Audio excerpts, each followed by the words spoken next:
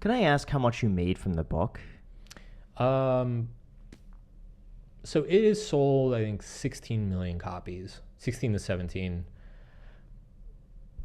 Probably a third of those are foreign. I mean, you probably get, depending, it varies a lot based on format, country, um, agent fees, stuff like that. But generally per copy, I'm making between between $1 and $3 probably per book, maybe like 150 per book. So yeah, that pre-tax, that would be, 25-30 million probably. Wow. Yeah. What was the process like of writing that book? How long did it take you? And how do you get in the frame of mind to sit there? And I guess it comes easy for you, but structuring it, how long did that take you to do? It took me about 2 years to write it. My dating book was like 50% blog posts, and I kind of just brain dumped into it in a couple months, and then I revised it as I went.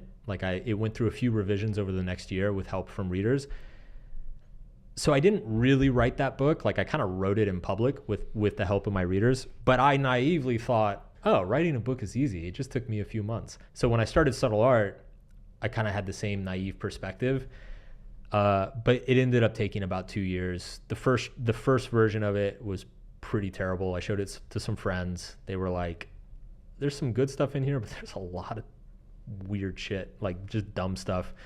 So I ended up cutting half of it, starting over, writing a second version. That second version is what got pitched to the publisher. And then I went through a bunch of rounds with my editor. How did you know what to cut out? Because I would have the sense that if you wrote it, you might have the idea that, no, I wrote it. It's good. Yeah. It's like, it's there. You don't know what you're talking about. Yeah. How do you humble yourself to take outside opinions and say, no, you're right, I got to cut half? Honestly, I feel like that's the real skill of writing. It's knowing, everybody's got ideas, and most smart people are able to write down a bunch of their ideas. It's knowing which ideas are good and bad that separates a good writer from a great writer, in my opinion. I will go back and reread my work, and I will reread it from a few different perspectives. So the first and most important one is my own, just my own. If I get bored reading it, it's gone. If I can't entertain myself, I'm not going to entertain anybody else. That's the first cut. Then I'll kind of go back and I'll put myself in the shoes of, say, an average reader. So back in my dating advice days, I'd imagine myself as kind of this lonely single college kid who can't get a date. And then I would read it imagining myself as that person. And if I hit anything that kind of was confusing or upsetting, I would cut that.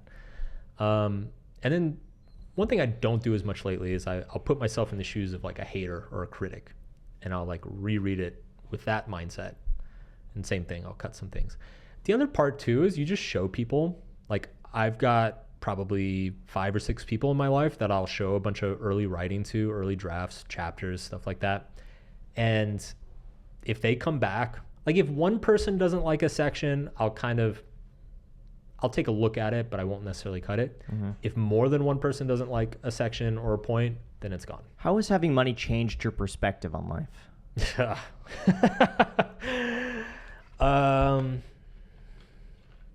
That's a really good question. That could be a whole podcast itself. It's funny. It has changed some things that I didn't expect it to change, and then there are other things that I kind of expected to change, but it did not. My day-to-day life is basically exactly the same as it was before being rich, which I'm happy about. I think that's a good thing. It has changed my perspective on, it's given me a much greater appreciation of how much perceived status matters unconsciously to a lot of people. Not everybody treats you differently, but a lot of people do. Not only in professional situations, but also social situations. And you can tell that they're treating you differently. that has been a little bit surprising and changed my perspective a little bit. Never thought I would say this. It's definitely altered my politics a little bit, particularly because, you know, when you don't have money, it's very easy to hold a lot of views about, say, taxes and spending and government. But once you have money, whether you want to or not, you are forced to start dealing with the government a lot more. You have to interface with them a lot more. You get audited. You talk to the IRS more often. You have more accountants. You have lawyers. You get sued for things like, and that having that perspective is, I guess it's honestly, it's just being educated now on things like taxes, the legal system, regulations, and seeing up close and personally how the government functions has absolutely changed my it's moved me rightward, I guess, economically on the political spectrum, because it's not impressive, the interactions that you have. But then, of all places, why would you be in California? Quality of life. I mean, government's not everything. Politics isn't everything, and I don't think you should make it everything. I love the beach. I love the weather, and I do like the people out here. What else has changed? I don't know. I do think there's a natural, like, when you get a bunch of money dumped on you, at first you kind of don't know what to do with it. And then there's just this very natural inclination of like, well, I should find something to do with it. Like, it shouldn't just sit there, you know, especially back in these days when it was like 0% interest savings accounts. So I was like, I should do something, you know, I should go invest, and I should buy property and buy crypto and take a bunch of trips. And that's fun for a while, but one of two things starts happening, or two things start happening really. One is you realize that those things are fun for like a year or two, and then they get old. And then the second thing you notice is that a lot of things that are kind of cracked up to be like good financial decisions are not good financial decisions. And so, now most of my money just sits in low-fee ETFs and does nothing. No. What are some of the bad financial decisions that you're talking about? Like good and bad. Buying a house that's too big.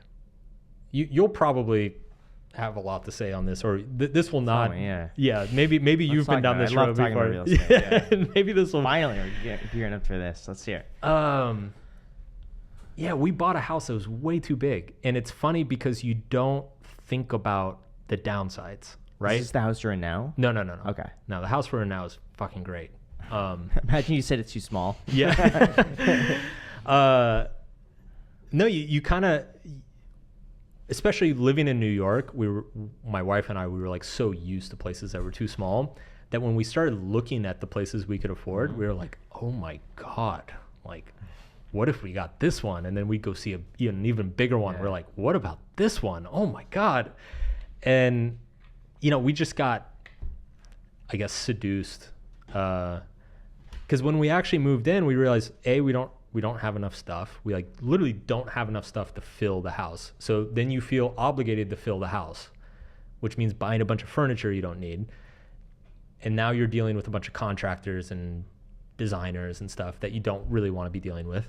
So that happened. And then the second thing is that there's actually kind of this, you know, we don't have kids, so it's just me and her. She got an office, I got an office. She had a bathroom, I had a bathroom. She had like this personal space. I had a library. You know, we had rooms for all of our own things.